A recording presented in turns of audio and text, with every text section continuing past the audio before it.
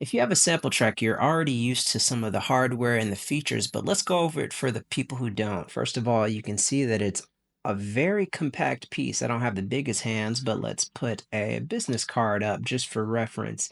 It's about the size of about 4 to 5 business cards, I'd say. So it's something that you can easily stick in a backpack or a purse or some kind of small bag if you want to just bring it with you on all your trips. It's actually one of the ones that I take with me on most of my flights. If I do a live show, or I just want to go travel out of town just to be able to experience something new, I bring the SmplTrek with me because, for one, you can just stick in 6 batteries, or you can bring in the power, be able to give you a little bit more rocking and juice to keep going on. My only wish is that there was some type of internal power source so that you can keep the party going with just a small USB plug up or a power bank. But as it stands, I've got 6 rechargeable batteries in there, and that keeps me going for the most part. I haven't had it die on me on stage once. Let's not have that be a problem in the future. Let's keep continuing with the first few little holes that we see here. We've got our sync inputs, our in and out. The SmplTrek can be used as a clock or a main source. So if you want to use that, you can adjust the tempo and set the internal clock to go out into another device. I use that with my Lofi-12 XT as well as the Ambient 0. And you can also do it vice versa. If you want to use one of those as the brain, you can go internally through the sync. If you look a little bit further down on these 3 slots, this is the internal speaker, which is controlled by this blue button here. Right now, I've got it turned off because I've got all of my audio coming out directly into my mixer and into this microphone so you can hear it. But that's something that's also a really nice feature of the SmplTrek for when you want to sketch out some ideas when you're out in the field, or if you just want to hear something back that you've just sampled, you can always listen to it directly there. If you come down a little bit more, you see a left and a right knob here. Each of these are the inputs for the left side and the right side. And if you go to function, I'll scroll over on one of my encoders, you can see a left input for instruments and a right balanced for microphones. If you want to do both, you can click one more over and that gives you a line in for the left and a line in for the right. Both of those would be stereo coming in or mono for both sides. So if you got one device going into both, that's how you've got your stereo. But we also have that internal microphone, like I said, which can also be adjusted so that sensitivity can come down or up a little bit more. It's very useful if you want to just get something quick, or if you want to do a vocal loop while you're recording, or just something quick like that. That really helps with that form factor.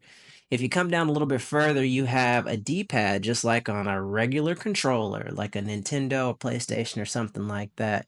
And that is mostly helpful for when you want to navigate through the different menus, if you just want to jump around really quickly. One thing you'll notice is that the SmplTrek has a lot of double features. For one, if you see, you can just click through there. I don't want to play my sounds. I'm going to turn it down a little bit here. But you see, you can click through that and it'll also let you navigate through different parts if you do the same. But let's see, the next one we'll run through, we'll just keep coming over here. In fact, if you see these 8 buttons here, you've got your function, your sampling, your pool, your system, you've got backwards, forward scrub, effects, and record. In addition to that, you've got record, you've got menu, you've got home, you've got play, you've got stop, you've got your mixer, and you've got a recording button. Most of the things on the SmplTrek, on this hardware, the first thing you see, most of them have double functions. Not everything, but mostly every button on here has a double function. And to access that, you hit function. That's the easiest way. For this specific example, I'll hit the sampling or recording button. That'll bring up the sampling menu. If I go back out and hit that same thing without function, it'll bring up the record mode. We'll hit no, so that doesn't happen. Same with this one. We'll hit it and it should bring up our project menu. That's perfect. And if we go back, you hit function for one more example, it should bring up your pool. That's where all your samples are stored. We'll come back to that menu here later, but just to keep things going, those are your 8 buttons up here. Most of the time you can switch to another function by just holding those. You've also got your 2 menu buttons up here. Those will correlate directly with what's on the screen up here.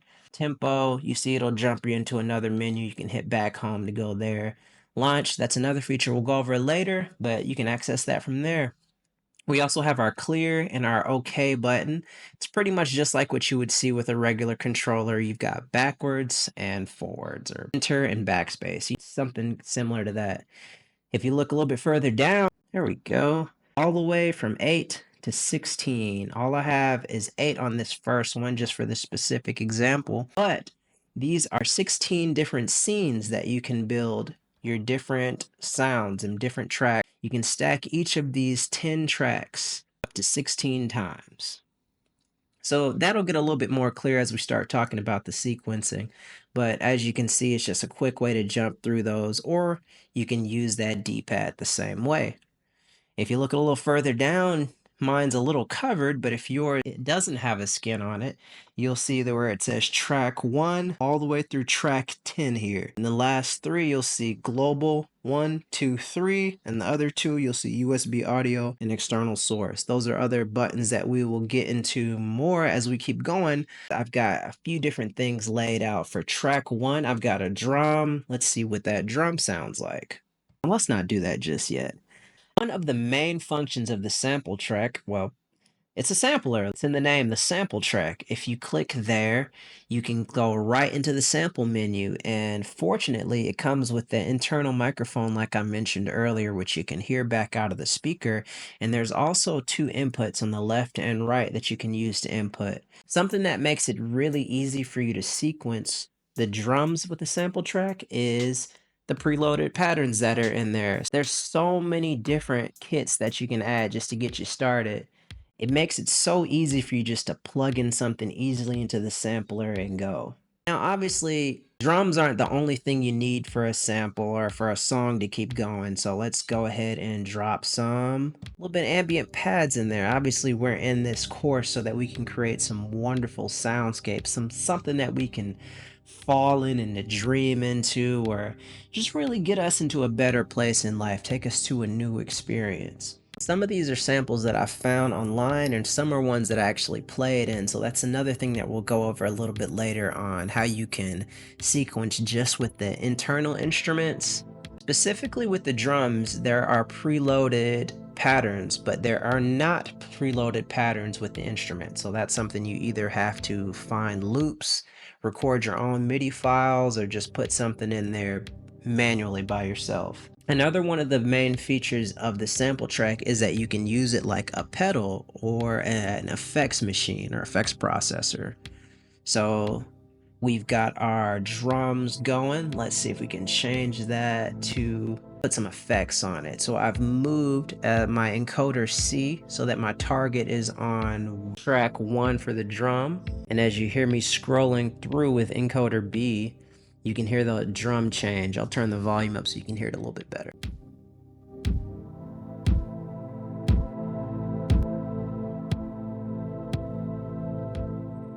Tilt, EQ, isolator, auto pan, crusher. Oh, I like that crusher.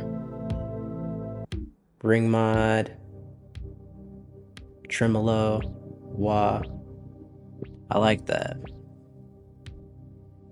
The only gripe that I actually have with the SmplTrek here with the effects is that you can apply these effects to one track at a time. So you can only manipulate them and do all the diving and any of your automation. You can only do that to the one track that's playing.